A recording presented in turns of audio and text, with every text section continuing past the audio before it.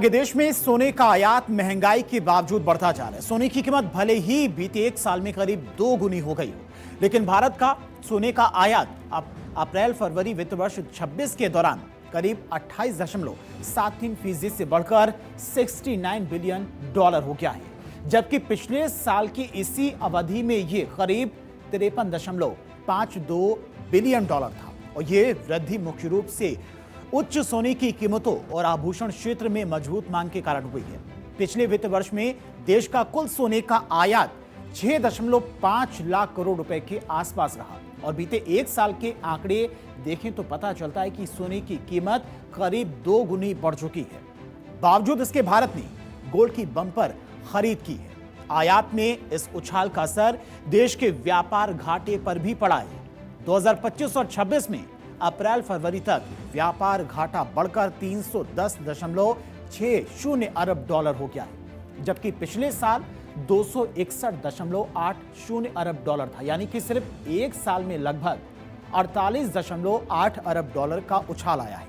लेकिन इसके बावजूद लोग जमकर सोना खरीद रहे हैं। और ऐसा क्यों? तो चलिए आपको वो भी समझाते हैं कि भारत में लगातार सोने की मांग क्यों बढ़ती जा रही है। अब भारत में सोना सिर्फ गहना नहीं, सुरक्षा है। महंगाई और संकट में सबसे सुरक्षित निवेश माना जाता है सोने को, और इसीलिए इसकी डिमांड बढ़ती जा रही है। डॉलर पर निर्भरता कम करने के लिए भी देश की जो तमाम बैंक हैं, आरबीआई हैं, वो सोना खरीद रही हैं। देश की ताकत बढ़ाने के लिए आरबीआई भी इस वक्त सोना जमा कर रही है और चाइना और रसिया जैसे देश भी कर रहे हैं सोने का भंडारण। इसके लिए लगातार अन्य देशों में भी सोने की मांग बढ़ रही है। हालात बिगड़ने पर देश को मजबूत करता है सोना।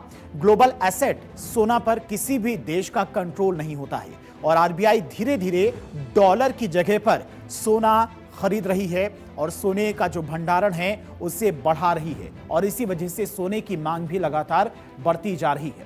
भारत के कुल सोने के आयात में स्विट्जरलैंड की हिस्सेदारी सबसे ज्यादा करीब 40% है और इसके बाद में संयुक्त अरब अमीरात यानी कि 16% से अधिक, वहीं दक्षिण अफ्रीका लगभग 10% के साथ में तीसरे स्थान पर है।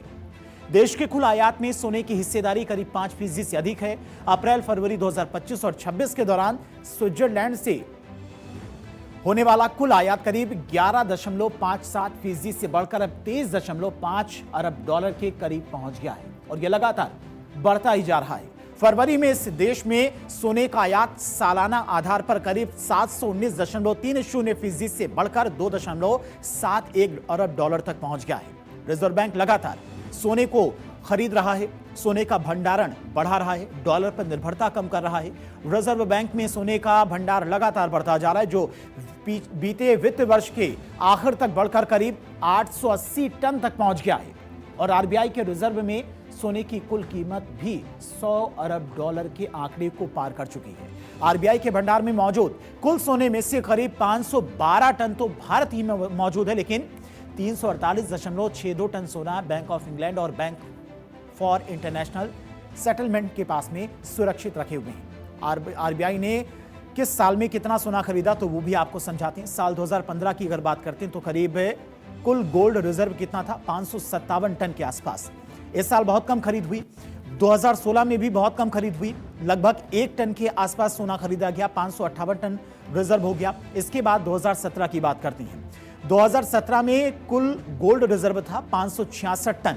उस साल 8 टन सोना खरीदा गया और जो 2018 में बढ़कर 608 टन हो गया, करीब 42 टन इस साल खरीदा गया 2018 में। 2019 की बात करते हैं तो 2019 में करीब 45 टन सोना खरीदा गया, करीब 653 कुल गोल्ड रिजर्व था इस साल। इसके अलावा 2020 की बात करते हैं तो 2020 में 676 टन गोल्ड रिजर्व पहुंच गया, 23 टन इस साल सोना खरीदा गया। 2021 की बात करते हैं तो 2021 में कुल गोल्ड रिजर्व था 754 टन।